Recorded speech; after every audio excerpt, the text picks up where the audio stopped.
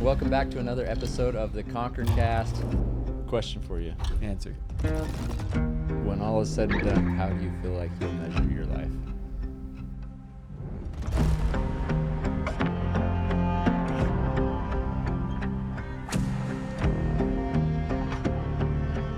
Okay, we've been trying to get started with this episode of the Cast for the last half an hour, but you might notice quickly that this group it's hard to get a word in, and there's a lot of friendly banter going on. And actually, when the camera's rolling, they might get shy. I mean, we've got one guy that puts sunglasses on because he's like, I don't know if I want to. Not the reason. Not the reason. This is Dale Albrecht. He's trying to be like his superhero, Dale Brisby. Is that the reason? Yeah, that's most of the reason. My nickname around the office is Dale, and so it was a very easy transition for me into this character. But the big reason is because he's got a big old pussy eyeball. And I get to sit by him. I think it stinks a little. I think you keep getting whiffs of it. That's why it's taking so long to start this podcast, is you're getting whiffs of his eye. No, honestly, this is how we usually feel about Colin. We were actually trying to convince him to just get a paper bag and put over his whole head. At least mine can be hidden with sunglasses. But you need a lot bigger. How bag. do you? He's the sick boy. You're That's the where we're at now. ringleader of all this banter. Like, how do you? Have you built this in them, or have they been? Did you mentor this into these guys, or did they come this way? I just feel like they came this way. Being a mentor is Darren's number one priority in life. It is. Anyone I'm he a can huge mentor. mentor. I did not come anyone this out way. there that needs a mentor. You didn't give people a hard time? Not like this. You weren't No, bullied your I whole have life? become- You weren't made fun of? I was. You were at least but the I butt of the just- jokes, weren't you? I just crawled inside of myself, and now I've learned how to defend myself with you guys. Kind of fun, isn't Yeah, it? it is. Yeah. Because from day one, you gave it more than anybody. That's true, actually. Really, from day one? Well, there was one. Did There you was know, one right? guy In that specific, I yeah. would go after because he'd show highlights was- of sports and from high school, and I would I'd take jabs, you know. So maybe If start coach there. had put him in fourth quarter, They they could would throw have a won. football over that mountain. Yeah. Yeah, No, and you give other people a hard time. You've always have, though. We've always given you a hard time, though, Yeah, too. that's true. So I feel like it was built in you. You definitely, you're a bully at heart. It was built in you, Jay. Like everybody, I Absolutely. feel like it's just who sales guys. Hey, I feel okay.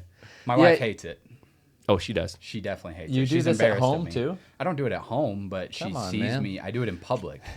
When she does it with when I had a dinner the other day, like sales team dinner at the end of the year, and his wife was quite disappointed with him on some of the things he says. And that's why Even the at the black company eye that party. he has under there is actually from his wife. beat him. Good, Yeah, good for even her. at the company party, she's Deserved it. she's disappointed in me more often than she's not. Yeah, you yelled out some stuff. I can't remember, but I even I looked think like you yelled at disappointed. it. It was at me. You It yelled was. at it. Making fun of him. Moose over here. I mean, Yeah. okay. true. So we've got two sides of the table. I feel like maybe I should put some glasses on, but we've got the guys that come for business, and they're all dapper, and they've got button ups, and then we got some guys over here in t-shirts and sunglasses inside. Yeah, just It looks cool. it looks cool. No, I honestly, when I thought about what to wear this morning, and I was like, man, well, Trev usually wears a t-shirt in the Well, Conquer I Cast, wore and the so hunt. You kind of because set the standard a little Today bit. this is my favorite t-shirt right good now. Oh, it's so sweet. This one's And it says hunt, this one says Faith Family Hunt. and that's good too. You don't care about the other things? No, I do. In fact, this is an intervention for you and your family right now. We brought you on, Dale. shoot. Yeah, you gotta stop that banter at home. You're gonna I end don't up do with it at home. Okay. I'm very But nice no, to I my wore the wife. hunt shirt because we're gonna be talking about hunt today, and I honestly brought in two guys that have been hunting their whole lives, and then I wanted to bring in a beginner. Because this is about our hunt draw, and so Colin, we're kind of teaching him the ropes right now, and giving him, showing him the way, and Couldn't be further from the truth. I remember my first hunt, and I'm Oh excited my for you to gosh. experience that. It's gonna be a big year for you, Kev. Oh my goodness. I'll be ready for it. how many I'm nicknames about ready to names do you throw have, hands. Kev? I've got like 10 here, I feel like. What is it? I've got Baby Moose because Okay. of my knees, because they're knock-kneed. Okay. I've got my hunting dog's name is Kevin, so they call me Kev Okay.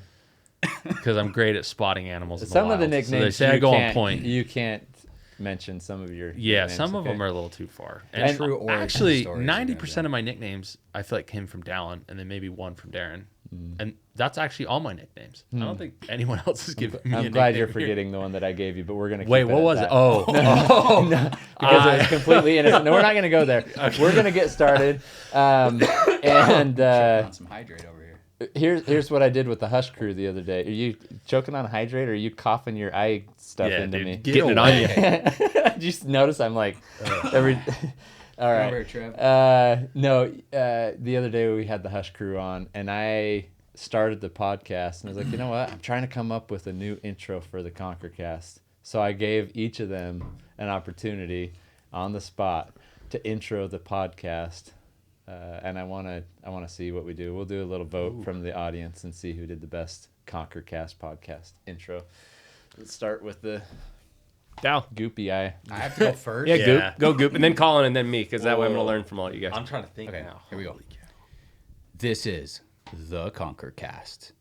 For all of our viewers who are new here, my name is Trevor Farnes. Try not to. I'm named. Wait, what? Try not to stare at my biceps the entire time. The TRT is hitting hard. Yeah. Try not to get distracted and try to enjoy this message. Never done TRT. Something like I'm that. glad you found my name. It'd have to be something about. It'd have to be something about your biceps Okay. distracting everybody. Oh, now I'm on the spot, and I am going full blank. So maybe I just start spitballing. Can we edit some of this out if it just starts going down a bad path? Yeah, if it's a bad path, I will have Spencer edit it out. Okay. It could go I'm just bad. trying to think of like where I want this to go. You know what this podcast is about? Like, I'm just going to start going. Whenever you're ready. Warning. Welcome to the ConquerCast. We've got our host, Trevor Farnes, and we're here to talk about hunting and That's it. oh my gosh! Edit that out. That was so bad. I was about to say some went down stuff. a I dark gotta. path. I can't. No. Your go-to podcast about hunting, girls. No, What? I don't know. You can't put me in the Yeah, spot like this that. is. We probably should edit Spencer. You're gonna have. Let's give you. Like, I'm gonna go to Darren, Go and to we're gonna Darren. come back. Think about it a little bit more. 'Cause Yeah. How simple You're a can little it more be? Johnny on the spot than this, man. Yeah. you Hunting and flustered me. girls. Okay. Yeah. All right. Woof. I don't even know where I'm going with mine. I know. I'm scared. Okay, these guys are sales guys, so they could be- they typically have something to say no matter what the scenario. This is hard. This is get the I love this. eyebrows. This is so like So for hard. for the guys that will never shut up. Not that I want you to shut up. It's like this is one way to, I guess, get them to quiet up. I'm trying to incorporate a few different ideas in one. It's not going to work Okay, out. we can give you two. I'm saying it doesn't All right. flow well. Welcome to the ConquerCast with your host, Trevor Farnes. We're doing sauna, steamy stories. I like it. Okay, You'd be in the sauna, let's keep clothes this off, PG Clothes guys. off, but no, at least in like wrapped up in a towel, and you'd be telling stories in the sauna, Okay, what kind of stories? steamy ones, Okay, hunting ones, of hunting, course, steamy yeah. hunting Yeah. stories. Okay, No. okay. Do you want to come back to Plan B, or is that yours? Nah, I don't want to do it again. Okay. I didn't like it either. I want you to cut my first one out. I don't know what to do. Honestly, yeah, Yeah. they were all really bad. I could just go like, welcome to the ConquerCast. We're going to talk about everything hunting, fishing, and loving. Hunting, fishing, loving every day. Okay, and we're gonna start with the loving side of things. Colin, where do you want to take that? Ooh. I love this company so much. That's where I'm going to go with this. Suck up. No, honestly, Wow. I think we're going to get into it on this podcast, but this company is like no other company I've ever worked for, or I would even say in the hunting industry. You've worked for like how many real companies before? Not a lot, but Hey, he's going down a good path. Don't. Yes, but he's at the pinnacle of his but- career. But truly, deep like, as the kiddie if you pool. think about it, like, I remember when I first got hired. I'm almost at my 2-year anniversary, January 22nd. So we're almost there. I had just missed the very first company kickoff meeting, Okay. and I was depressed. Why were you depressed? Because I missed what I deemed to be the coolest, most epic thing of all time for someone that's grown up, like, unlike what you said earlier, that I've grown up hunting my entire life.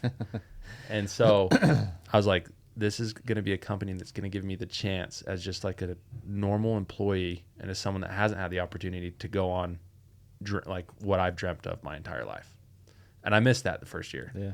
But I was able to build up for the next. Cool. But, Well, we'll dive into that. You Yeah. did. You missed that by very little. did. And I missed it by a week. I remember you being depressed about that. I was like, can I start a week earlier?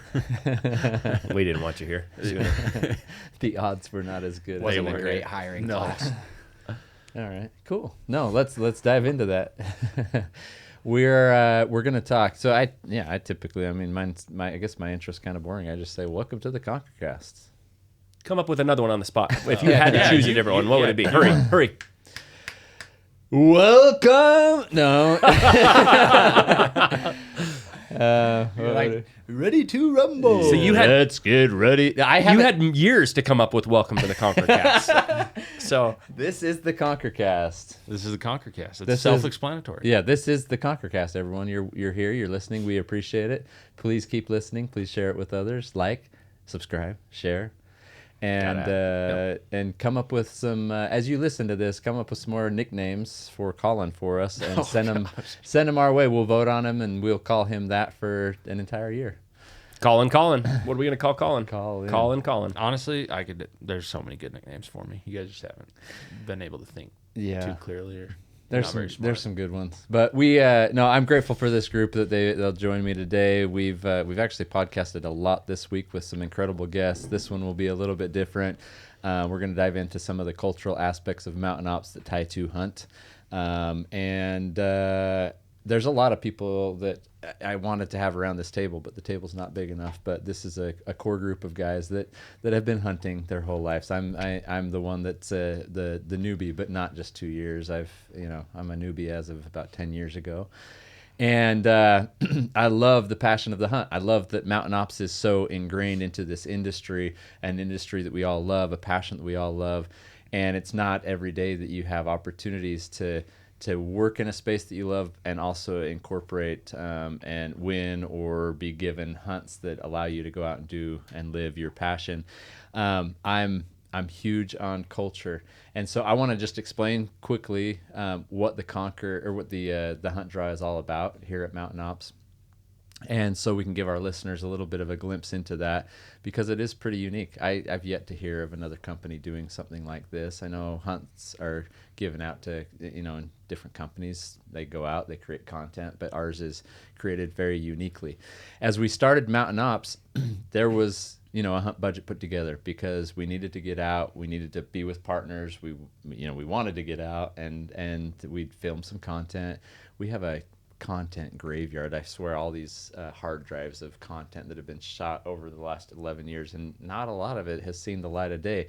We've got a lot of great content out there, but not everything that we could potentially put out there. So at some point that'll see the light of day, but especially everything going forward, that's part of the reason why we have this hunt draw. So the hunt draw, as funds were being used to go out on hunts, to be with partners, to give away hunts to our community, along the way, I wanted to formulate a plan to kind of kill multiple birds with one stone and give a lot of our team members experiences that they had not experienced to that point. Now, at Mountain Ops, as you guys are familiar with, there's a lot of hunters, and then there's some that are new to it, and they want to get into it, but it can be a little intimidating at times. Not knowing, how to draw, how to put in for points. You guys have helped me on some of that along the way as well. So it can be a little bit confusing, a little daunting to get into this space and to become a hunter. But we've got a lot of great mentors here. Mentors here. Some of these guys are, mentors to people that are coming onto the team. But I wanted those dollars to be put to use in multiple different ways. So first and foremost, how can we grow and establish a culture here that really gives people opportunity to do something that's unique at a company that they wouldn't find elsewhere? Instead of just spending the money on a few people here at Mountain Ops that get to go out and hunt, which was kind of what was occurring along the way. There's nothing wrong with that, but... And that's the industry standard too. Yeah. I think of Dare at previous companies, like the industry standard is for a select few to be able to experience things like this. That's what was going through my head. I mean, I've been in this outdoor industry pretty much my entire career, and every company does these hunts, but it is the top elite few in Yeah. the company. It's the CEO gets to go on sweet hunts, and a few of his buddies also up in the C-suite with him. And so, so it's not uncommon for companies to do that, but it is uncommon, very uncommon for these outdoor companies to share that through a random draw or to give it to just anybody in the building. Very unique, very different. And I think I've got FOMO.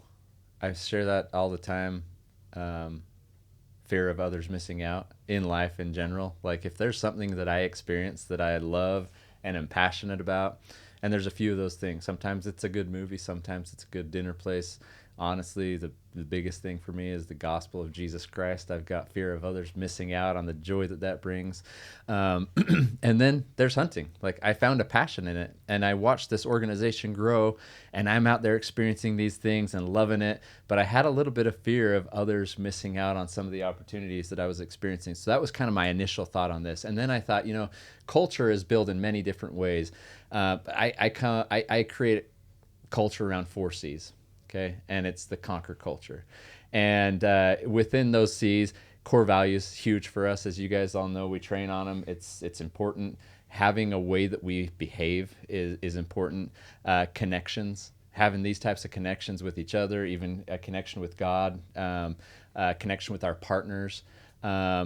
Customs, and that's where I think this kind of comes into play with the hunt draw.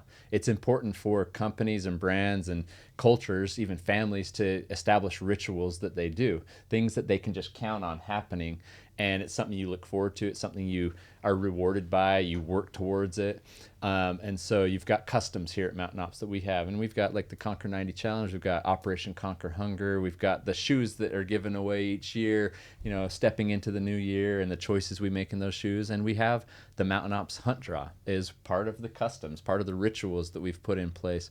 And then the 4C is commitment. It's just like, and it's committing to and following through with all of these things we say we're going to do. It's a behavior of consistency and commitment to doing those things, providing for our families, but providing for the team, providing for our customers, and providing a culture that allows us to expand and grow to benefit more lives. I've done a lot of research on culture, and sorry I'm doing a lot of talking right now, but putting me to sleep. I could I like expect it, something Trev. from that. It's great. There are companies that go from micro to small to mid to unicorn, large unicorn. Like it's very, very small. To go from a micro size to a small to small. I mean, it's 0.0001% that you'd even make it to 5 years, right, as a small company. The number one indicator of success, and as companies have looked back at it, those that have grown from one stage to the other, about 70% of those companies attribute their success and their longevity and their ability to penetrate into a marketplace and connect with consumer that's long lasting. It comes down to culture. And there's Harvard studies, there's all this. So it's not something to be played around with. Now at Mountain Ops, it's a pretty unique culture. And I never want us to take it for granted. And I want the team to know it's because we want the team to experience life and the passion and the hunt and everything we put out to people. It's like, it's so much easier to give if you have it. You can't give what you don't have. And so creating that culture within has been super important to us. So a few years back, we decided to take that budget, buy a bunch of tags, work with partners in the industry, outfitters and such, get these all put together, and then based off of tenure, so if every year somebody's here, they get a point. Everybody that participates in a certain number of Conquer Hungers throughout the year gets a point. Everyone that does our Conquer More challenge, the physical, the spiritual, the mental, the social throughout the year, and we've done that for 9 years. If you do that and you do it consistently throughout the year, you get additional points. There's different ways for our company and the team members to earn points. And then it's a lot of fun because at the beginning of the year, just a couple days ago, I announced what the hunt draws were. And we've got once in a lifetime tag, one that people can only draw once. We've got a few limited entry tags. It's very similar to the hunt draw system here in Utah. You can draw those, but then you have to wait a period of time before you can enter back into that draw. And then we've got a bunch of regular entry tags. And those ones you can't win consecutively the same hunt, but you can put in for them every year. And then everyone that doesn't draw gets to go on a pheasant hunt with the team. So there's something for everyone. everyone's a winner. Right? Everyone's a winner. Isn't that what we're trying to create in our society? Everybody wins. Very soft culture. Yeah, let's not get into that. I got too much to say about that. Too much to say. Me too. But it's so much fun because we announce what these are, and then we let everyone know at the beginning of the year what their accumulative points are, and then this year, January 27th, we meet as a team and the draw is announced. But the night before, I'm on this sheet and I can see everyone putting their points in. And based off of the draw odds for a certain hunt, like they start to shift and people start moving everything around. It's a lot of fun. And to me, it's like Christmas morning. It's like Christmas Eve and I'm watching them, and then so we're going to produce a little video about this so that everyone can see how this works. And then at our kickoff meeting, we do the hunt draw and everyone learns, what they're going to be doing this year for the hunts that Mountain Ops provides to them. Through that, obviously creates culture, creates connection. They go out a lot of times with other team members. They go out with some of our ambassadors, some of our customers. So there's connection there. We're filming the content, so we get content for marketing and creative assets that we need. And then there's a huge conservation element to this that I think we should focus on a little bit as well. I know there's a lot of different ways to work within conservation and to take care of the land and the animals and such. And my honest opinion is that one of the purest forms is to buy a tag, get out there on the mountain, be with the animals, harvest an animal, consume that as a family. And so we're providing so many different opportunities through this. And so I'm excited to discuss this. I've been rambling. I want our audience to know, though, why we do this and what it does for our company, but also what it does for our consumer and our customers and ambassadors that get to be a part of this as well. So, and that's another episode of. That's a wrap. That was good. Good job, guys. Tell me, what's your guys' experience with this and the hunt dry? I know, Colin, you just said you've not found this elsewhere. It's interesting. We'll be at other companies and we tell them we do this and like, what? This is like, we don't get to do this. Why is it important to you guys? I think it's just, like I said earlier, I think it's an awesome opportunity that everybody gets a chance to participate. It's not just a few. It is everybody gets a chance to go. The odds for the hunt draw at Mountain Ops are way better than you'll ever find in Utah or any other state. Like the amount of tags to the amount of people, your odds are really, really good to go on a cool hunt. It's exciting. It's fun. I love watching that spreadsheet and seeing where people are putting their points and how I can change mine. But I've been lucky enough to go on a few of these hunts, right? I've won some or just been able to go accompany people. It's really fun when you get to go on a hunt with a customer that won this hunt online and they get to go with you and you get to connect with them. I still keep in touch with some of these guys and we text and check in now and again. And it's really cool to make a friend and for them to be connected with Mountain Ops. And some of them were huge Mountain Ops, customers that were buying a ton of product to get entered to win, and others just bought a few things and their little purchase got. I took a guy to New Zealand that had bought one bottle of Enduro, his first bottle of Mountain Ops product that he'd ever bought. Awesome guy, and he won a stag and tar hunt in New Zealand. That's incredible. Yeah, Not bad. So it's good odds, I think, for the customer, but obviously internally it's good odds for us, and it's just it's cool. I mean, all of us around, you've been 10 years, but all of us, like, we grew up doing that, right? And I've always said that I think hunting is one of the hardest things to just get into, right? I mean, skiing, right? If you want to be a skier or a snowboarder, you can go book lessons up on the mountain tomorrow and you can go have an instructor teach you how to ski. If you want to go learn pickleball, there's a million pickleball classes and leagues that'll teach you how to play pickleball, right? And that's true for every sport or any activity. Hunting is just one of those ones that it's just, where do you start? How do you do it?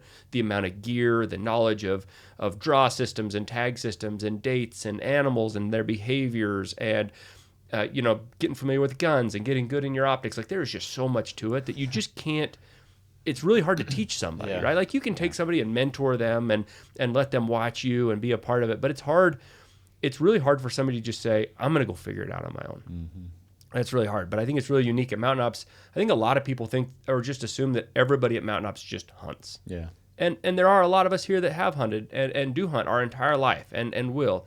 But there are plenty of people that don't. It'd be kind of hard if everyone did, because everyone would be asking for the same time off every year, And so we need some people in the office at times. In the fall, like, that would be a difficult scenario if every single person was fighting for that. Would 100%. But it's unique to see people be able to go out on those first hunts, right? harvest an animal, experience it. What's even more, to me, more rewarding and cool is when they go do it for that first time, and then it becomes like this. They get the fire of it, right? Like Jake on our sales team hadn't hunted prior to Mountain Ops. He won through the hunt draw last year. He got a archery elk hunt. Yeah. And I got to go on that one with him. I also got Difficult that hunt. Very difficult hunt. We didn't kill anything. Yeah. Spoiler alert. Saw a lot of animals, chased them around. It was a lot of fun. Got in on some rutting, bugling bulls. Had a lot of fun. He bought a bow for that, practiced. It was fun to watch him shoot every single day and get good and get comfortable and get some gear together and then go out and do that. So even like that's painting a picture to me of what the Mountain Ops culture does for the hunting industry, because there are hunters that are like, we don't want more people involved because it's taking up my space. We need more people to grow this industry, right? Mm-hmm. Or are you guys like, no? No, I 100% believe that there needs to be more people in the hunting industry. Not if I want to get into it more politically, like I want people to defend this industry and I want people to have a better understanding. Even if they get into it for a little bit and stray away from it, I want people to understand like the core reason why we hunt. Yeah. And so I want people to learn. And one of my favorite things is to take new people as much as I can. Yeah. But yeah, for me, it's almost like it's toward the same vein of thinking as like gun ownership almost. Like anybody can go out and buy a gun. Anybody can go out and buy a deer tag. I think I don't think they'd let you with those glasses. Yeah. What's up with this dude? You'd be surprised what I can convince people to do in these glasses. But anyways, what was I saying? I was saying, it's like gun ownership. Like responsible gun ownership is learning how to clean a gun, take care of a weapon, all these things. There's a lot of people, I think, if you just treat hunting as this entry level thing, I'm going to buy a tag, but that's all. I'm not going to try to learn anything about the conservation aspect, about how to take care of a unit, about how to ethically harvest an animal, about all these other things. You really got to dive in, I think, to be able to do it responsibly. But I think we do need more responsible, good, people in the industry out there. Yeah. Can we get into gun cleaning? Oh, you brought that up. Yeah, I owe it every time I shoot. There's a story here, huh? There's Dallin, something. Did he shoot your gun and not clean it? No, Darren would he never has let shot me my gun. I use clean his. it right after. But no, Dallin's not the best at cleaning guns. Okay. And getting it done. I do it but he's learning. Do it as often as is recommended. But honestly, Darren's over the top. to bring it back a little bit to the Sorry, he opened that up. With no, talking but about like gun I think cleaning. going off of everything and like kind of what you said, like one of your ways that you feel like this like is like one of the purest forms of conservation is like buying tags and being out there. I do feel like that because when you get people out there and to experience it, for example, I'll give a small little example. Place I worked at before, there's a guy that hated hunting, and he hated when I talked about it. It was super awkward, but he loved nature, loved it.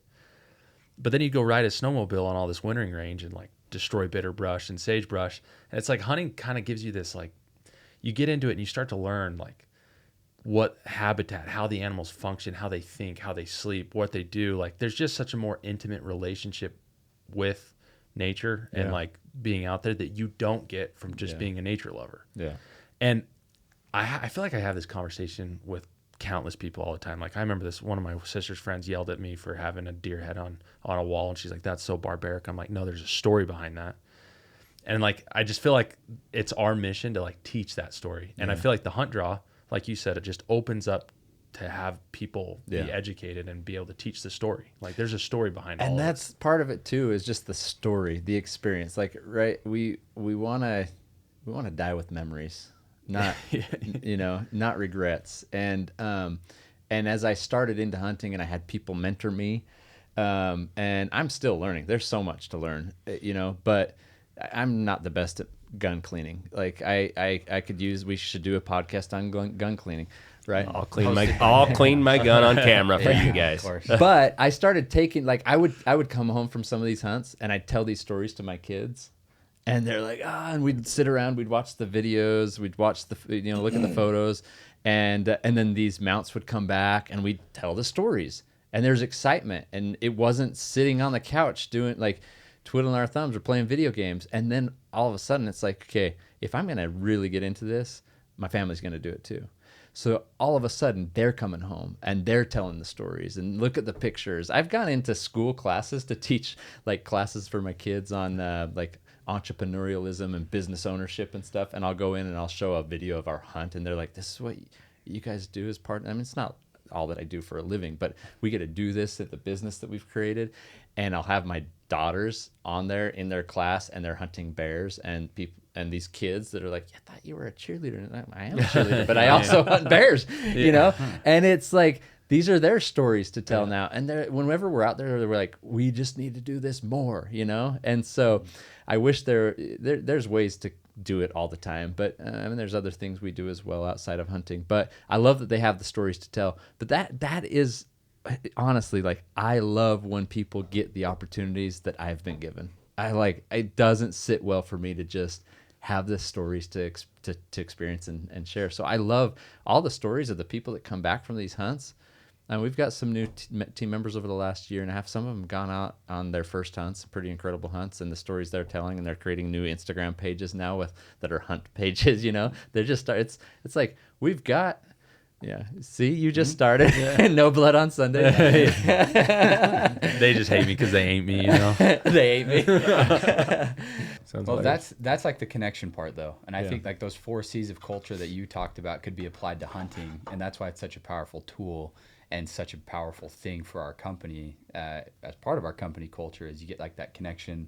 I think of like the customs of hunting, like there's so many customs as we talk about cleaning a weapon to prep to gear to all these different customs that are involved to, I mean, those other, whatever the other 4 C's were, but the commitment part of it, like personally, I've felt commitment from Mountain Ops in a ton of different ways, you know, not just like the hunts that I go on, but also like the trips that we do or the travel that we do for customer meetings and different things. Like I just, you know, you spend $1,000 on a trip to go meet with a customer, and it's like, man, and Mountain Ops invested that in me. They believe in me enough to send me out here to go talk to this customer. And so there's just a lot of ways you feel commitment from the company. But I think those 4 C's of culture could be applied to hunting specific. So yeah, I love it. I love it. Was there a hunt from the hunt draw that you guys have won that's been kind of a highlight for you that you either did or that you saw somebody do? Been jealous of some. Yeah. Which ones are you most jealous of? So our once in a lifetime Strawberry Ridge is the one I've got my eye on. Is that this year? You putting it all in on? My strategy's always been kind of spread out your points and get some chances, right? And you can see where people are putting their points the night before, and you can find some bargains, right? Like there was that DIY last year. Yeah, DIY last year. That's what I pretty much a guaranteed draw, right? That's what I got. Like, man, the number of DIYs that we're doing that will give me this amount of money to go do my hunts that I already want to do, but this pays for them, was cool. I'm like, I'm guaranteed that. So of course I'm going to put some points there. But I want a chance here and I want a chance there. But the strategy that's worked for Strawberry Ridge in the past has been for those that go all in, all points. They've drawn it, and I think I actually have the most points in that pool. Right now. Because there's others that have won it over the last few years, so they can't put in. They've had some tenure here. Yeah, who's won that? It was Ryan got it. Ryan got it. Oh, Heather, and who was it? Robin won it once. Robin, but that one ended up going to Ryan. Yeah. So I think it's only been those. Yeah, only those. It's just those two. But because the year prior to that, we actually didn't include it. It wasn't in the draw. It was the Conquer 90 Challenge winner, and it was Canyon, and he won. And That's right. Yeah, Tyson got it though too. Tyson won the Conquer 90. Okay. Yeah, that's the other part of the culture. Like the first 90 days of the year, as you know, we've got the Conquer 90 Challenge going externally with all of our customers, and awesome results this year with people just flooding in. But we also do it internally. And so our team submits their before and afters. They submit their essays on what they're trying to achieve and what they've achieved. And then we have an external team judge our team. First place wins a hunt of the year that we're doing. And this year's, it's actually Tully's African Safaris down in the Eastern Cape of South Africa. Second place wins a handful of cash, and third place as well. So, and their families can participate in it. And that motivates me.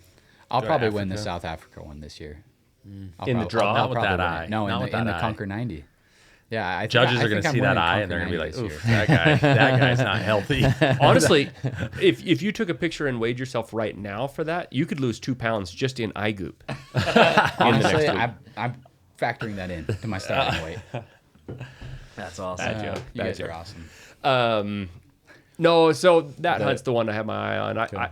But I won't know till the night before if I see a bargain that I want, because there are some cool hunts. There's Every hunt on the list this year So Strawberry is one I'd Ridge, like to go on. Let's go through the list this year.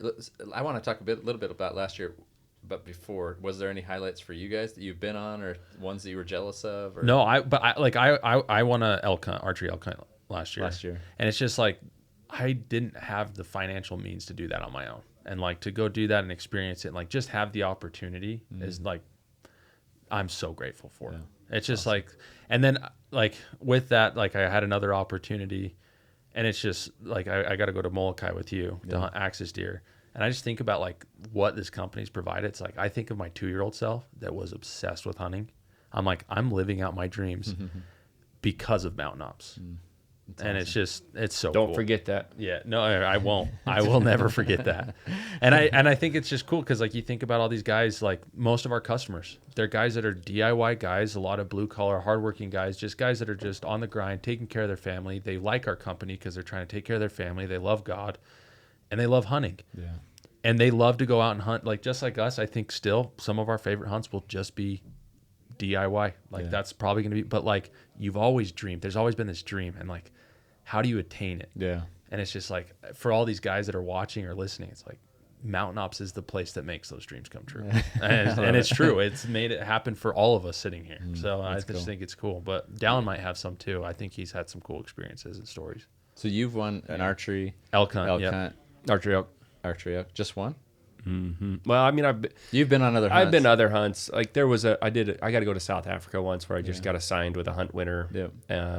And then, I got to go down that archery retailer. And then I do a lot of retailer hunts with retail partners. And last year you won the DIY, which you took, and you went on a rifle deer hunt with the... Yeah, we had some cool DIY last year that was just like they had to submit basically, hey, we're going to do this with the funds that come my way, and it's off on their own buying a tag. And it bought me 2 out-of-state tags. It was enough to buy a elk and deer tag in another state that it's hunts I normally do, but it was able to just pay for it, which was great, and so it was nice, and I got to go on those, and Dallin got to go on one of those with me, and it was a hard season both ways. I mean, it was successful in a lot of ways with critters that we got into and saw, but I didn't get to bring anything home. So, but it was a good year. Mm-hmm. Yeah. What about you, Dale? Yeah. On that same hunt, I didn't get to bring home. I had opportunities to bring home different animals, but nothing that got me really, really excited. So, it was successful. I got to hunt a new state that I'd never hunted before, and that's I think what it's offered me. Like growing up, my species or animals that I hunted were mule deer, cow elk, and spike elk, and that was like those are the three critters that I could actually like realistically hunt regularly. Yeah. And so anything outside of that, I mean, I actually might draw my limited entry bull elk tag in Utah this year. It would be the first like big bull hunt I've ever really been able to go on outside of a Mountain Ops hunt in Colorado that we took some retailers to a couple years in a row. And so that's what this Mountain Ops experience has offered me, is just the opportunity to hunt critters that I never thought, different species that I never thought I'd even have a chance to chase. Yeah. And I've had cool experiences with that. Had a cool experience with a customer that got to go on a whitetail hunt with, that he had just been laid off from his job and was at kind of a difficult point in life with his family and things, and was able to come out and hunt with us for a week and just have a really awesome experience. And so it's benefited a lot of people. And then it's extended the Mountain Ops culture to our retailers as well. That's big. They experience Mountain Ops in a way that we call them, a lot of vendors for these retailers do manufacturer visits, where they go and they tour a factory.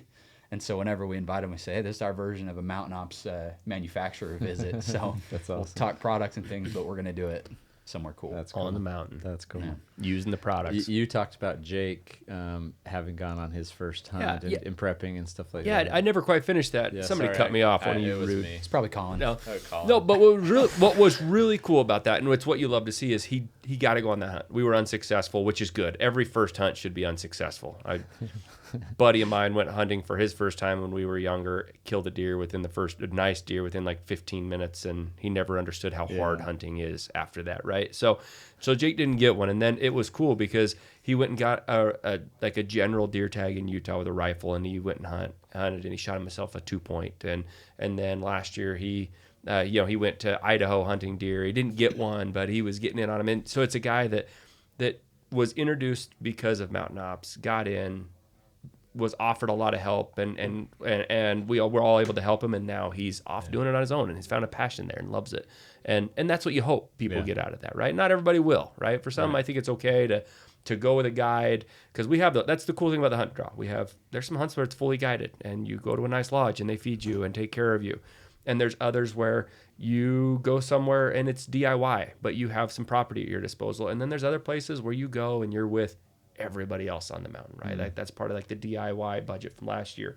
And so it really is for everybody. There's there was fishing. There's different things there's something for everybody depending on where you want to be in that. And I think that's what makes it really cool and exciting for everybody to find something and to ease people in a different way. Yeah. Because for me, if I'm being honest, I don't love being guided. I don't. It makes me uncomfortable. Yeah. It feels kind of restrictive. Found restrictive. Yeah. Like there's been hunts I've been on where I'm like, man, if I just didn't have a guide right now, I could go kill those elk. Yeah. But it's hard. I have to lug somebody else behind me. And sometimes they have a way of managing their property that's a certain way, and we're not going to dive in that because that's their sanctuary. I'm like, well, that's where the big guy is, and I want to go in there and shoot him. And so customs and rituals. Yeah.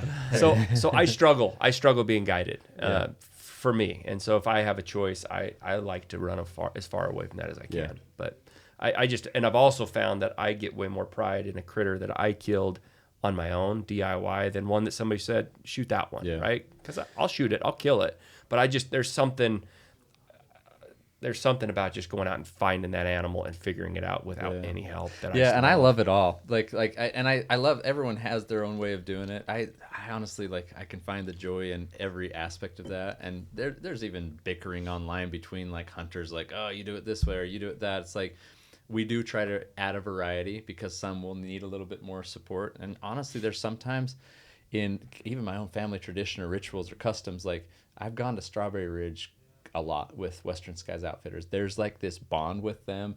I've gone to Toli's African Safaris a lot. There's a huge bond with them. The ritual or the custom to go back up there and to take a family member with whoever, it's been incredible. And I've had, for instance, up at Strawberry Ridge, I've got Cal up there who's been a guide for my mother, for my him and Casey, for my father, for my 2 daughters so far, for Beckham last year, for me myself, for Jenna this coming year, and little Savvylicious, I hope she gets her shot.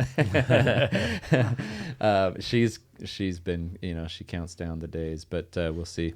But there's these relationships that are built too, where you then how each other. If you find the good guide that you're you just have this bond, it's awesome. But I've also done hunts where I'm just out there on my own. I'm with my daughters. My first archery deer hunt, it was just us. I love and that I hand story. my phone to my daughter and say, "Hey, film this just in case." And it's I had no idea what I was doing, but I had been shooting my bow enough. We've got Where is that giant? There he is. Yeah. Well, maybe I've got to tell that story on a podcast. Good story. Point. I love that one. But no, so I think what we've tried to do is provide a variety so that people can have, and there are guys like you that love the DIY, but you'd love the experience of Strawberry Ridge at some point, right? So it's that's a guided hunt, but I want to go on it because the rut action you get there on elk is something you'll never find anywhere else, and you're going to shoot probably a pretty nice bull. And so there's some give and take there. I'd be okay with it. Is there for you guys? Has there been any new hunters here at Mountain Ops that you've seen kind of go through it and experience something? You guys? I think Sarah is actually a pretty good example. That's a great example. She came from no hunting, but actually her dad Her dad hunt, and I don't want to take too much of her story because she'll probably want to tell it. But she didn't really know much about it, but she kind of just dove head first. She's I want to get the gear, I want to get the right gear, I want to go on this, and she did the Conquer 90 challenge. She won the hunt to Maui. Last year to Maui, and it sparked something inside of her. Yeah. She was texting me I went to her to find out how to get my Idaho points or whatever. I was like, she already just knows drew it. her. Oh, yeah, she drew. She put it out to everybody on every Slack channel. Yeah, she's like, I drew a tag. I'm like, wow, that's actually impressive. Jake and Sarah, there's these people in here. It's so cool to see. And it's not for everyone, but you give people the opportunity, and it sparks something inside of them. And it's the cool thing with Sarah is how I don't know her dad obviously, but I can sense through his excitement for her to get that passion. And for them she's been able to go on some Mountain Ops hunts, and now that passion has fueled her back to be able to go with her dad in this Idaho hunt back by her hometown where they get to go do that together. And I can only imagine how pumped not only her dad is, but her. And I just think that's a cool story. And for me, that's what hunting is all about. For me, if I had a choice to go hunt with my buddies or my dad and brother, it was my dad and brother. Not that I don't like hunting with a good buddy. Like, I've been blessed to be able to go hunt with a lot of these guys and other friends. I finally had a hunt with Darren. He always teases me that I don't ever hunt with him. And he just let me know this morning I've been kicked off the island for that one. Not kicked Quite off. literally. It's just been changed a little bit. It was not fully closed. We've got It wasn't fully closed. Hunt coming up next year. But together. 2027, I think It's going to be a good year. Trevor won't make it happen to hunt with me, so I'm trying to make it happen with him. I just scheduled it all for you, with you. Who's going to make it happen? Dallin made it happen. There we go. Okay, we're hunting. just wanna I'm make hunting sure with we're on the Dallin. same and But you'll be I put there. enough pressure with his job on the line that he had to. So really, it comes back to I made this happen. No one knows how to motivate a guy like Darren does. Fear-based leadership. Powerful. Honestly, I'm going to write a book on fear-based leadership. And bullying. Bestseller. Right? Bullying. If it's something that can be changed, it should be bullied. Yeah, that's my Is that belief. the- I think you can bully somebody on. That's what I preach. I think if you bully something on things they can change, it's okay. But you can't go after somebody for something they can't. It's true. a fair point. I mean, there's two ways of going. It's like about when he leadership. bullies me on my knees. I don't know how to change those. We can go get a surgery. or Surgery. something. There's got to be something for that. That's Dallin. I would never bully you about your Yeah, that's knees. true. Yeah. Yeah, exactly. You any newbies here that you've been impressed with or excited to see get into, or is it kind of the same? It's kind of like the same. Jake and yeah, Sarah? it's kind of the same. Yeah, I- I think it's been one thing that's been fun is with the silver lining of guides in different places or different times is you learn more about this place that maybe you've never been or that you've never seen in this light, right? Yeah. Like hunting in Maui with the Pereiras, right? At Maui Hunting Safaris, I've never been there before in that perspective. Actually, the first time I went to Maui was to hunt. I'd never been there for vacation or anything like that. And so seeing that island in that perspective was very different. I mean, they taught us a lot about like there were some ancient like foundations. They taught us about what the tribes did and, that lived there before anybody else did, So there are a lot of cool things. And same thing in Wyoming with the Buffalo Ranch, right? Seeing the Native American foundations and buildings and different things that were on with their Rock property. And Seven. That they the know, Reese family. just their knowledge and expertise of the history and those things. They can bring a really cool element to a hunt. Yeah, I agree. And there's really good guides you get so close with that ultimately you're hunting together. Like I would say Cal at Strawberry Ridge, we're bouncing ideas off of each other. And I know the area so well now. He's like, hey, we're going to go over this. They've got nicknames for every part of the mountain. And we'll go in there together, and we'll talk about it. And we'll strategize. And so it's not that I'm just following behind and we'll pull the trigger when you tell us to. There's, we're working on it. We're planning, we're strategizing. I kind of known from the past. So it becomes really fun when you end up knowing a place so well, or a person so well. But so we've mentioned a few of the outfitters that we've worked with. So Western Skies Outfitters, Strawberry Ridge they've been incredible. There's so many memories for me up there with my family, especially. We got Tully's African Safaris. We've got Maui hunting safaris, the Pereira family. They're incredible. Jordan family in Africa is incredible. And I think when people think Africa too, there's a lot of hunters that not Africa. I'm just doing the elk and deer thing. I can't tell you how many I've gotten to go over there finally, and they're like, actually, this was a little more difficult and a lot more fun than I expected it to be. And there's aspects of like charitable contribution to the people there that like tie in more culturally as well. So it's more than just a hunt type thing. I think you made the point earlier about conservation, right? And how buying tags and these hunts help with conservation. I think South Africa is the perfect example of this being a conservation effort. I think Africa gets a little bit of a bad rap because you're there shooting these beautiful, majestic creatures. But guess what? If it weren't for hunters, those majestic creatures would be Gone. So they are gone in so many parts of Africa. Yeah, they don't exist because there's no hunting. Because there's no value on the animal. All they care about is their livestock, right? And so they want to kill all the animals off it that are wild so that they can raise their livestock, and they're not competing for feed. Yeah. And so it was really interesting when I was over there that there's really interesting things with when they put lion bans from coming, like where they won't allow a lion to come into the U.S., right? Yeah. So, and you'll see that in South Africa, that when they don't allow lions to come into the U.S., lion prices in South Africa dump down, and nobody wants to hunt lions anymore because they can't bring them back. And when they allow them to come back in the U.S., all of a sudden there's a price. So now they actually allow lions to live in South Africa. And so there is a level of conservation that without hunters, you could argue that South Africa would have almost no wild animals. Or left. economy. Like, look at how that, I mean, that's what most of the people there, they're part of that conservation effort with jobs. And When you go do it, those hunts feed so much. You can't bring the meat home. That's like the one complaint is you can't bring that meat back here. But literally, we'd be there, and Paul would be like, "Well, we need to get some meat for this local school. They called me today, and they're out of meat. We need to kill a wildebeest today and bring it to them. Hey, will you shoot that wildebeest? I'm not going to charge you for it, but we need some. They need food. Like these kids have nothing, and so." We didn't get one, unfortunately, but we were close. Somebody else got it for them, but we needed to be there. yeah. But it's just interesting to see how that meat, you get to eat that meat while you're there, and it's great and it's delicious. But that meat is going to schools and orphanages and different programs, and so it is doing good. That the money that we bring there does help people, and it is a hunt. Like, it took me 4 days to shoot a kudu. We were hunting it just like we would mule deer or elk. We saw 3 mature bulls the entire time that we were there.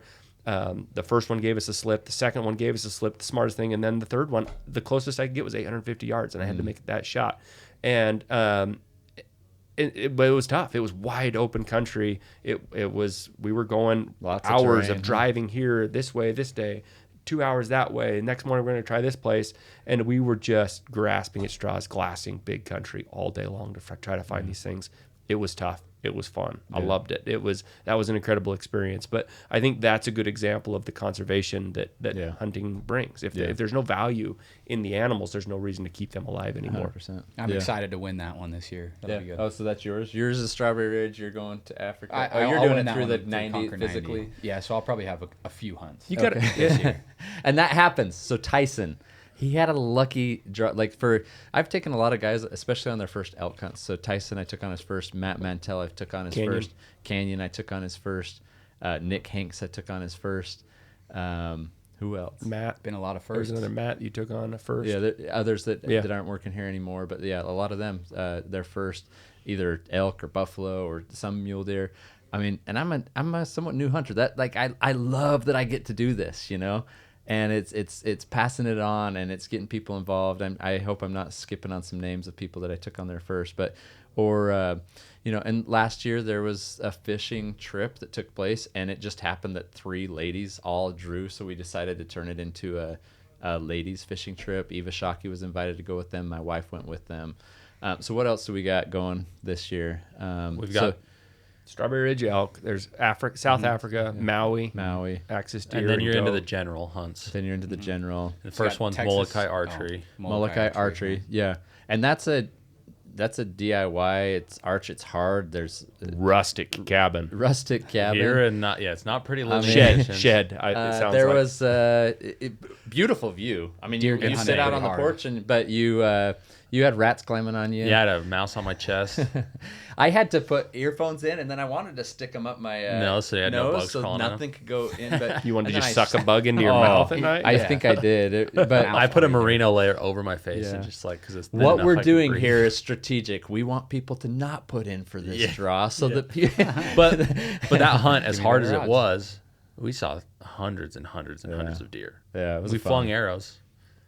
It was It's hard. and we had It is. They're fast. Casey Axis and deer, Eric and Matt and Ben, and Rick. I mean, we had a cool group. It was a lot of It was fun group. And then so that's on there for this year. Couple that I'm actually really excited about. Okay. The ones you got from Infinite Outdoors. Yeah. Whitetail and mule A deer. DIY Wyoming. whitetail mule deer, Wyoming. I'm Yeah. like, that sounds That's fun. Plus, you get to go with Trevor on that one. Keith. Yeah. So I'm that's going good. on That'd that. be sweet. Keith, our CEO, is going on that. I'm for business, I'm going to too. do whitetail. Yeah. He's going to do mule FaceTime. deer. FaceTime and with then, the boss. The big boys. Yeah. So Spencer, who's behind the camera right here, will be on a lot of these with us this year. We've got Tal Adventures this year, which is a fishing outfit. You fly into Anchorage, you get on a float plane. I think it's like a 30-minute flight, and then you're on jet boats quite a bit up and down the river. Bring a lot of fish home for that one. What Texas else? Axis is on there. Texas Axis, and I know Rich Froning's going on that one. Strawberry Ridge, Eva Shockey and her husband Tim, Eva Brent, and Tim are going on that. When I draw that, can I bring my wife so yes. that the couples can Couples hang who out? conquer. Yeah. She needs a tag too. Well, it might just be that you're giving your tack to your wife. Nah, not on that one. Love her to death, but I don't want to shoot that one. And We got a spring bear hunt with the Hush with crew. the Hush crew. And there's a hunt winner with that. Yep. That one will be a lot of fun. A couple elk tags here in Utah. A couple other ones. Yeah. What do we got? That's right. Royal Rut. This is a different one. Yeah, Royal this Rut. is different This is this new, year. yeah. This is new that we added to the mix. Royal Rut, and it's a conquer hunger hunt. So the individuals, and we've got it'll be one female, one male to win these hunts. They've got a wide range from August. They can go in velvet if they want. I know you don't like velvet, but It's beautiful. It just if I you hate don't taking treat care of it. right? Yeah. So they can go from there to October. So they've got a pretty open time frame to plan this out, and they get a taxidermy, all that, but the meat will go to a family in need. So we're trying to incorporate Conquer Hunger into the hunt draw every year as well. Obviously, these hunts, if people are successful in the harvest, they conquer hunger for their own families. But And that's a super fun hunt. Crazy terrain, like deep Crazy, canyons. yeah. Like some of the deepest Different canyons than I I've seen. expected. Yeah. Yep. Way different than I expected. And that was a lot of fun. So I think Yeah. there's going to be a Good couple crew. people that are going to be really pumped about that. Yeah, and the only reason we got those opportunities was because of Conquer Hunger, right? I mean, True. the elk were donated. these people in mind, they and- want to be a part. I mean, this is an outfitter that's super generous and wants to find some initiative himself for his business to give back to the community. He's like, well, we harvest a lot of animals and we have a lot of extra meat. If your team can come help us harvest a couple, then let's donate the meat to some families. Yeah, Conquer Hunger was like definitely the catalyst there for them to say, hey, we can be a part of Conquer Hunger. You know, some people write checks, some people buy products, and some people allow us to come hunt for some meat. And it's pretty cool. This guy that I'm working with there at Royal Rut, just a super big heart, and we'll do more with them as well in the future. Maybe some bison. We've had some incredible bison hunts that are more meat hunts with Rockin' Seven, the Reese family. Who else? What am I missing? we have a couple St. George trips, so southern Utah. Yeah, and this is kind of unique. It's not a hunt. There are some people here that don't have their hunter safety. We push for people to get their hunter safety, whether they know that they're going to hunt or not. We cover the cost of their hunter safety. It's not a Hey, big we'll cover the expense, cost but- if you get your hunter safety. I could teach hunter safety. But they can learn. Well, and Wouldn't learn I anything. could sit but I down. mean, you can Honestly, teach it. set a podcast. We're going to sit down, and I'm going to teach hunter safety to these two guys because they don't know muzzle control. If you do as good as that in that intro that you did earlier, yeah, we're gonna talk about hunting and girls. And I'm like, you're thinking about your wife right now. Like, we what do you go? We don't have to bring that up anymore. You guys put me under pressure. We're going to cut that out. It's not going to be a part. that was an the unfair podcast. exercise. I didn't like it. Colin's claim to fame is muzzle control, keeping a gun out of the water when you fell. Hey, Hush posted it, and It was unreal. honestly, I fell out of a boat, and the gun was perfect. Yeah. Yeah. It was good. A lot of people couldn't do that. A lot of people could not do that. Guaranteed it was accidental. Happy accident. That's awesome. I'm trying to think. Yeah, I what swear we're else? missing So something. the St. George ones that just mentioned really quick is just a chance for a family or someone to just go down, spend some time in a home in St. George, and enjoy the outdoors down there, whether it's hiking or biking or running or climbing, whatnot. So, And that's in a cool spot because there's great hiking and biking trails right across the Yeah. street. There's Yeah. pickleball, like it is. National park access. Yeah, I mean, national you got parks Zion within National 30 Park minutes. close. Yeah. Like St. George is an awesome Yeah. spot for recreation with your family. recreation, and we're huge on that as well. Get out and hunt. When you're not hunting, get out and enjoy. Like, go running, go biking, go hiking, whatever it may be. And St. George, Southern Utah, has some incredible places, like you mentioned. Plus, we're so. pretty big on the family too. Yep. Just like Dallin's shirt says on the back, faith, family, and hunt. So Yeah. yeah, this is a good time Yeah, for the family. Providing I love a it. good opportunity. What are you I putting do in have for the this full year? list. I don't know if He's- I want to say. You're I doing the check the St. George list? trip, aren't you? I have the full list on my phone. Just make Oh, sure we we're got not- a giveaway make sure we're not with missing Joe Lanier. We've got two. We've got one guy going archery tag that's already been given to a customer. Got 'em He all. won a Hoyt bow. He won. I don't know what else he won. I think some East Narrows probably. I'm assuming that a lot of that comes. We can make that happen if he needs I'm it, gonna yeah. actually go out to Hoyt with that individual that won and have his bow set up. We're gonna capture some content. They probably ought to set up one more bow. Yeah, Do I need to come that day? Beckham's. They're gonna set up Beckham's. Beckham got a bow for Christmas. Yeah, we can do 3. Well, I'm speaking for them. When Darren gets a bow, it usually means I get a bow because I get Darren's leftovers. Man, I wish that I've Beckham got one wasn't for a you. lefty. If Trevor can get me a new bow over at Hoyt, I will Trev. give you my Trev. give you my old bow. But on. my old bow, it's only a year old. They don't need it. He's fine. Dude, my limited entry hunt. He for my needs bull it, elk Trev. is Do gonna it. be a bow. Do it for My Darren. old bow went to Tyson. Got my old bow. Didn't he win something? I didn't think it fit him, didn't it? It didn't fit him, did it? Oh, did he sell it? I think he did. Yeah. Sorry to spoil you with that. He won something for that though, right? There was like a competition down. I think it was throwing axes or something. But he was part of some winning group, and then whoever won out of the axe throw won my bow. And I didn't. I think he did sell it because it didn't fit him. I think so. Maybe he bought a new one. But yeah, who else? What do we got? Well, I'm gonna go set up that bow with that guy, and then he's going to Cortez, Colorado, with Joe Lanier's family. I've shot a few bulls down there. Have you've been down? I've been there both of you? twice. I've Yeah. been there twice. And Awesome spot. it's almost 100% success rate down there. So many elk because they come and winter on their property there. Not big bulls, but they're a lot of them, and cool experience to see a lot of cows and a lot of bulls. No, I've never seen elk like that. yeah, it's an amazing spot for us to take retailers. Yeah. Right. Just so many. And there are some areas on his property where there are big bulls. I think Jeff Johnson, my friend, shot it's a good 330, 340 bull there. So if you're selective and you take your time, then there's opportunity, but there's a lot of elk there. Where else have we done? Is that it? Did you look I through know that list? Did we hit them all? For in the past, even like We've what- gone with Ninilchik Charters up in Alaska, and Yep. hopefully doing more with them Yeah. in the future. Yeah, they were awesome. Right, we've got future plans with them. They're a great partner, and that's where we took Hush on that Kodiak hunt last year. Yeah. That was an awesome experience. Yeah, Great a lot people. of fun. Yeah, we'll be doing something cool with them, I think, in 2027, and then some Yeah. stuff beyond that that'll be really cool. They do some really cool things with veterans. So they take the children of veterans who died in combat, and they pair the children up with somebody that their parents served Wow. with, and Wow. so then they sponsor a hunt for them. And That's so it's a cool. really cool program. So they're involved in a lot of good things. That's awesome. I hope I'm not forgetting any because they've all been incredible people and folks that we work with. And if you're listening, you're an outfitter, or you hear this and you're like, oh, this outfitter needs to. We worked with Bear Mountain quite a bit. Bear and Mountain's stuff, awesome. Yeah, sorry. Brad Probst, he's awesome. We've got Eva Shockey's actually going there this year with a hunt winner.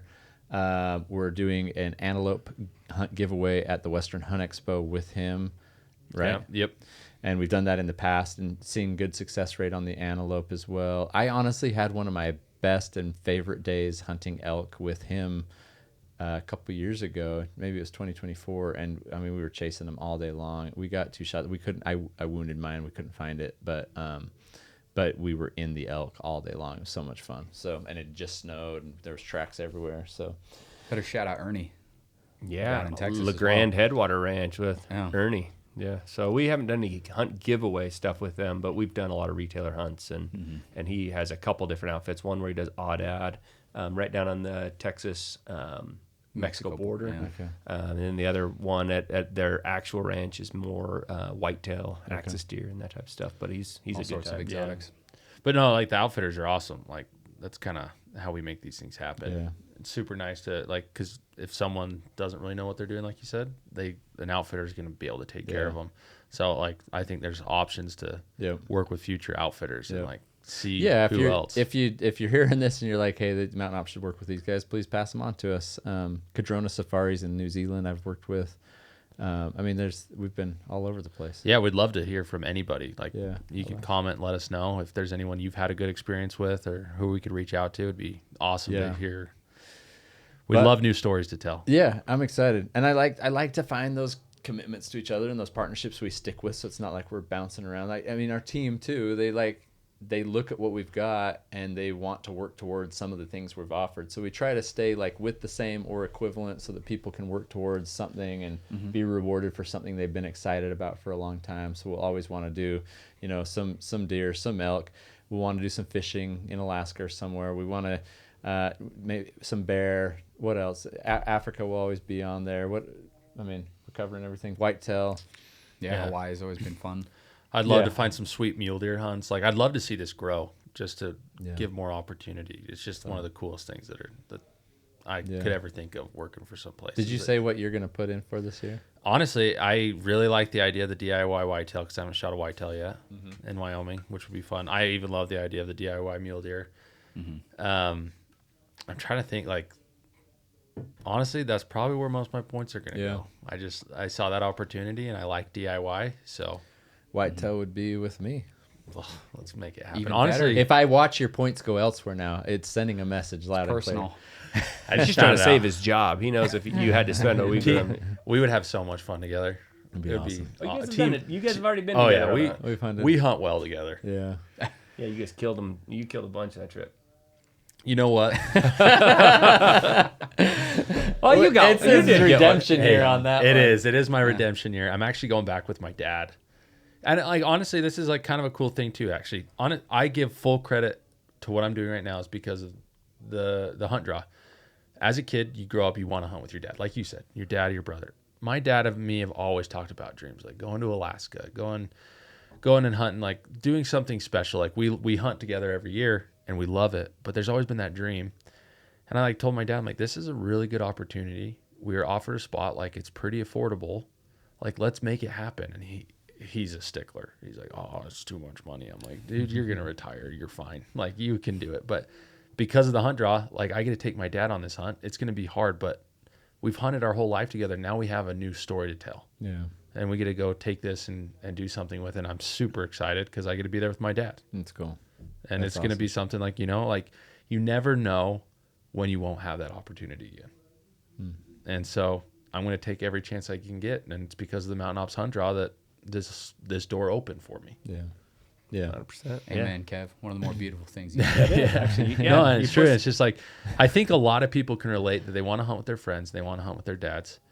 But it's hard to find places to go. It's intimidating, even for someone like, I don't know about you guys, but I know how to put in for places, but to like find a place where to go that's vetted and like a good outfitter it's hard. It's hard to find, or even it's hard to find a good lease. Like you're spending your hard-earned cash on something, you want to make sure it's good. Yeah. And so like this has given us an opportunity, and it gives us an opportunity to find more outfitters, find more opportunities, and vet more people.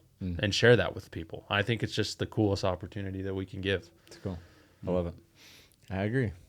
Any other beautiful words that we should wrap up with, or anything else about the hunt draw you guys want to share?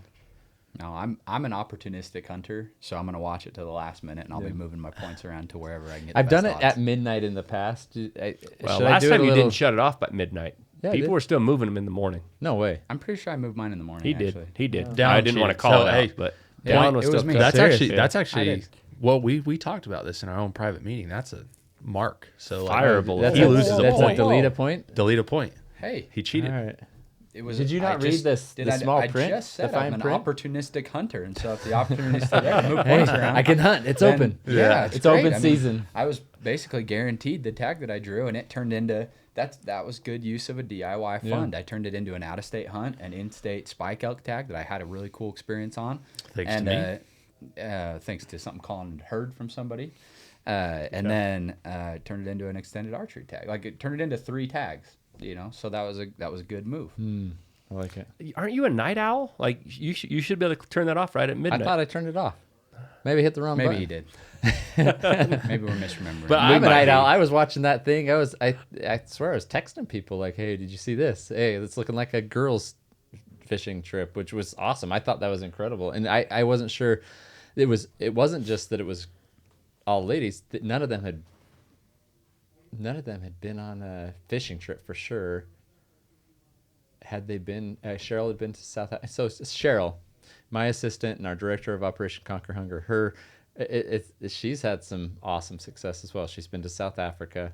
All she wanted to do was hunt a zebra, and then she wanted to do the Conquer Hunger stuff over there. The fishing trip. Tyson, he won one year the Conquer 90, didn't he? And then draw. Yeah. Yeah, he's won a lot of great stuff. He's won Maui. And He's then won. That was Maui Oh, he and did Strawberry Strawberry Ridge in Ridge. 1 year. No, Yeah, I think that's right. 1 year. Yeah, he won And Strawberry then he Ridge ate through. Buffalo as well. Yeah, because it did bring up some Who's got the- family yeah, who's got the- speculation. No. right? Like it did bring up some insider Tyson's trading married to speculation. my niece. Nepotism. Yeah. Yeah, insider trading scams. Let's No, audit, that doesn't- let's audit that. Yeah. We can all be audited. No way to do it now. They can all be but honest. I'm sure he's had plenty But of time to no, erase I'm the excited though to see what you come evidence. up with. Like, I want to see, like, I want to share this with people because I think I've been in rooms with you and with you where people have been like, you guys do a hunt draw? Or like, we've been at some company meetings with some really big hunting hunt companies, companies. and they're like, they look at their bosses "Can like, I get a what job?" the heck? Yeah, they're like, can we come work for Mountain Ops so we can get a part of the hunt draw? Yeah. Not only that, not to beat a dead horse with this, but we go to sporting goods trade shows, a lot of them every year, and guys will come up from other companies in the industry and ask us what hunts we have planned, and we talk about our personal hunts, and then I say, yeah, and then I got these work hunts planned, and as soon as you say that, they're like, what? You got work hunts planned? You get to go on work hunts? Yeah, everybody gets a chance at Mountain Ops. We have a hunt draw, and it blows minds. I think it's Every awesome that outdoor it's a company. hunt draw, not just like a, hey, we'll give some people this and let's Yeah. spread it out. It's like, no, like based off of like a point system, and it even helps educate, new hunters on, okay, this is how it all works. Yeah. No, it's awesome. I love it. It is. It's great. You look like you have something important to end this podcast with. No, I'm just still teared up from Colin's stuff. Yeah. It's beautiful. Anything? No, just thank you, I guess. I'm not glad not this is looking part for of our that, culture. but- Suck Well, it that's up. hey, Just saying. that is true. Maybe- That is one thing and we by should the way, address. and just saying, if there's any way to lock out one of those white-tailed mule deer Wyoming spots, then do it. But also thanks. You guys both. Yeah, don't do that for him. If you're gonna do it, we could do it under the table without him knowing. He'll trip. No, He'll I trip. He'll I fall. really think, like, to close it out, and this is gonna be really hard for you, Trev, because you're a very humble person, and even just saying that, you're gonna get all like, no, I'm not, because you're humble. But I think we all owe this to you, because 100%. like Darren said, he's been places. It goes to the C-suite people. You could 100%, and no one will give you crap. Just take these hunts and give them to people that make, like, you know what, like, hey, there's an exec member here that needs to go, retailer. That's it. You made it possible that just the average guy can go hunting. Mm-hmm. They'll live out our dreams, and it's only thanks to you. And that's why, like, I want to be here at this company. I'll reverse that on you. And thanks to your FUMO. Yeah, the Fumo is I'm the- very We glad need you to have that brand that or something, psychological. but I'll reverse that on you. problem. There's no average people that I'm working with. Incredible, remarkable, just conquerors in life and on the mountain, and that's who I get to work with. I get to work with you guys. There would be no Mountain Ops brand without a team that exists here that builds it. There would be no budget to put towards a hunt draw without the team. And so I look at it and say, what an incredible system that we've created that blesses people outside the company, inside the company, feeds people, helps people hunt, helps the people live the passion. And I would just hope that, I don't know, I would hope that other companies see this and say, hey, maybe we can step up our game and when it comes to culture. I think that people would come together a little longer, push through the hard times a little more, and see more success if they formulated some things the way that our team has. I think it all comes down to, and I appreciate it. I really do appreciate the kind words, but I'm as normal and average as they come. And so without the team, there would be no opportunity to put the ideas into practice. And so it's all just one happy family, right? Working towards goals and experiencing things together. As long as That's I draw true. the Strawberry Ridge tag, yeah. all be happy. We'll all be happy. I'm If gonna not- I'm going to dump my points in there just to spite you. Please don't. Just to kind Please of try to don't. split it, and maybe I'll win it Please instead. don't. Yeah, I appreciate it though. Just kidding. That was a lovey-dovey moment, and I ruined it by trying to spite you. with my If there's points. a group That's to, my to job. ruin a lovey-dovey moment, it'd be this They one. can't So. stand. They can't sit in the different love discomfort language for too long. different love languages. Yeah. Right. Just got to learn to speak them all. Yeah. Have you cried yet, Dare? Yes. I've cried a few times in my life. Yeah. Yeah. He cried when I told him my dog died. No, I didn't. He did. He. I made a bad joke, and then it turned out to be real. Yeah, that's true. Yeah, that would sound right. And honestly, we could probably end the podcast somewhere a little bit better, but Edit that. No, edit that out. And honestly, thanks to our customers. Our team works their tails off to produce product, to deliver product, to sell product, design, packaging, everything that they do, to get it into the hands of consumers who purchase it. And And yeah, I would much rather in life look for opportunities like Conquer Hunger and the Hunt Draw that our community gets to be a part of than pad our pockets with the revenue. And it's life is short. Let's live with no regret. Let's live and die with memories. And that, in my opinion, is the way to conquer more. Amen. Amen. Love it. He needs an amen. Amen. All right, good.